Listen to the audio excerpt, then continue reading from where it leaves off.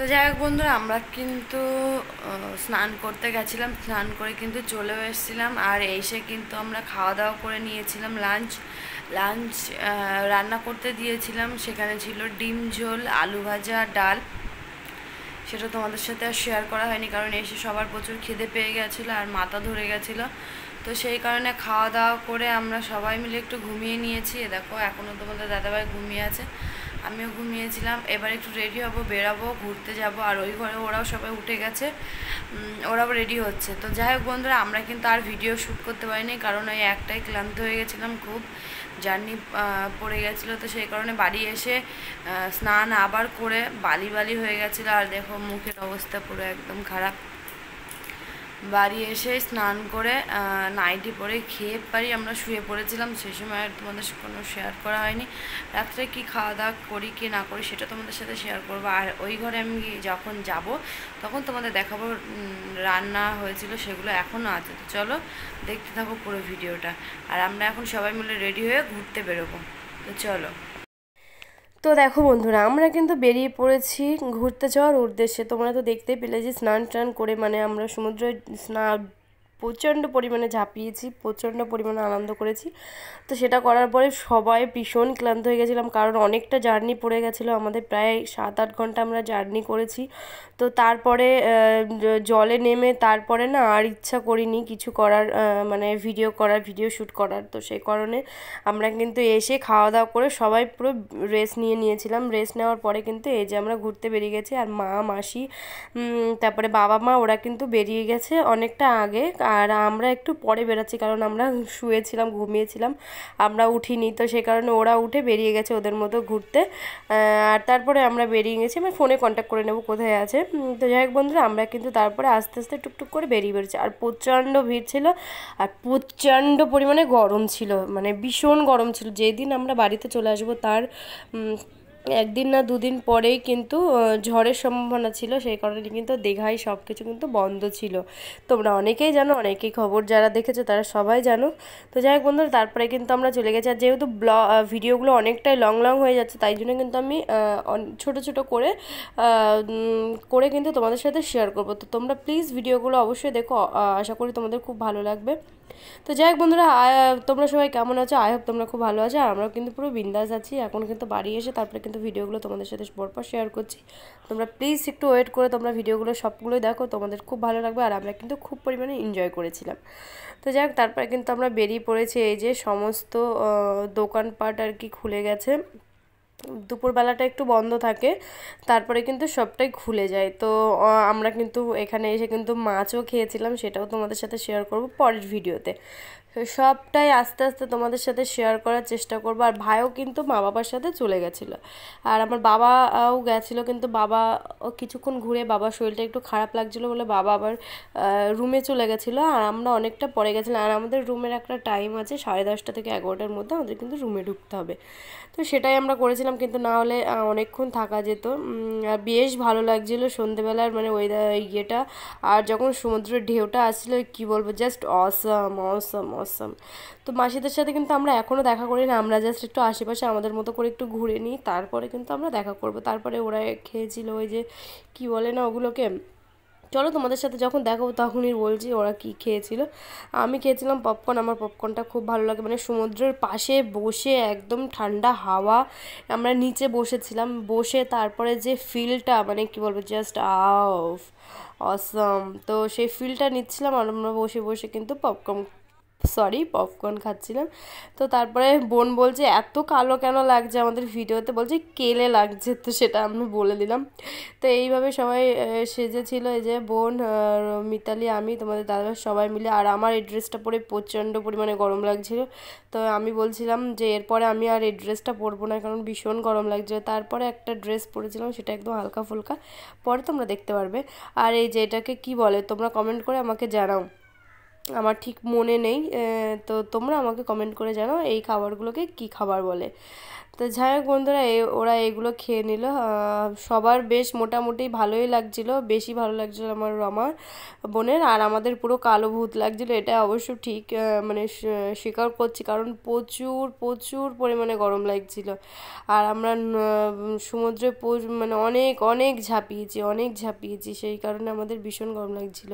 তো তারপর আমি একটু খেয়ে নিলাম। আমার চুলের অবস্থা দেখো কীরকম হয়ে গেছে, মানে ভীষণ গরম পড়েছিল গাইজ। তোমরা সেই মুহূর্তেটা থাকলে বুঝতে পারবে। কিন্তু সমুদ্রের পার না আমাদের খুব ভালো লাগছিলো, কিন্তু ওই যে আমাদের টাইম আছে, তো সেই টাইমের মধ্যে আমাদের আবার রুমে ফিরে যেতে হবে।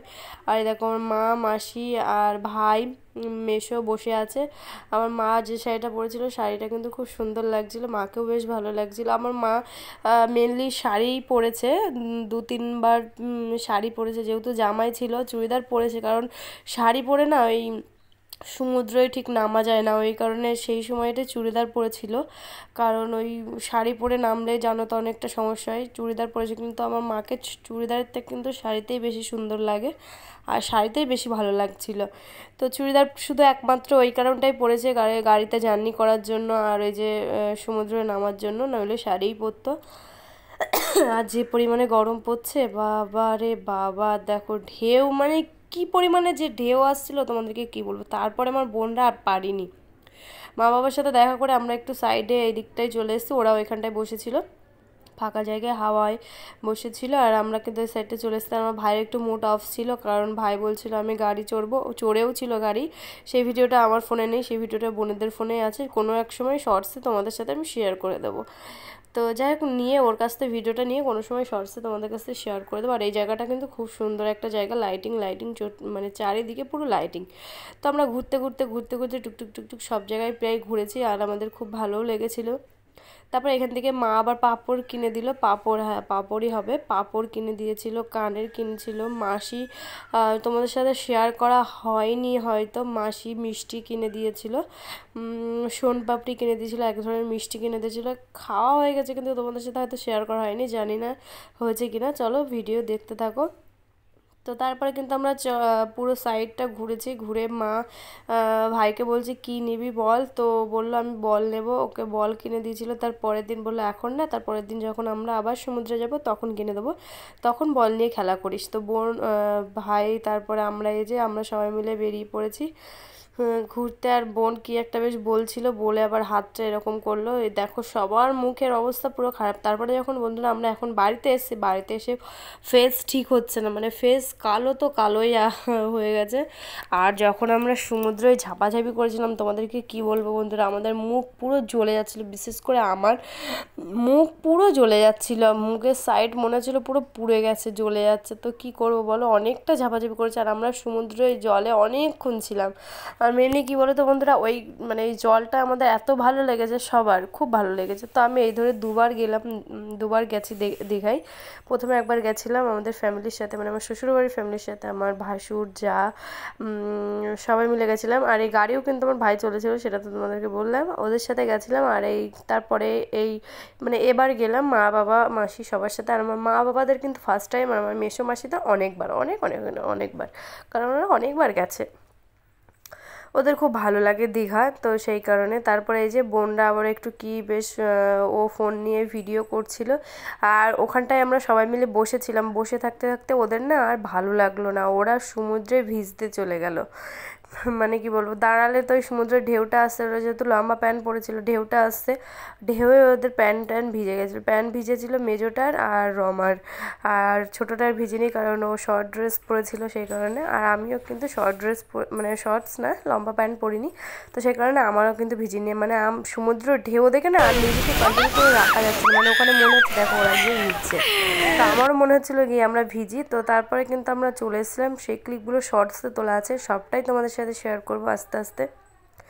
আই হোপ তোমাদের ভিডিওগুলো খুব ভালো লাগছে। তো চলো বন্ধুরা, ভিডিওগুলো তোমরা দেখতে থাকো, আশা করি তোমাদের ভালো লাগছে। আর আমার ভিডিওটা অনেক অনেক করে শেয়ার করে দিও, সাবস্ক্রাইব করে দিও, লাইক করে দিও প্লিজ, তোমাদের কাছে এইটুকুই রিকোয়েস্ট।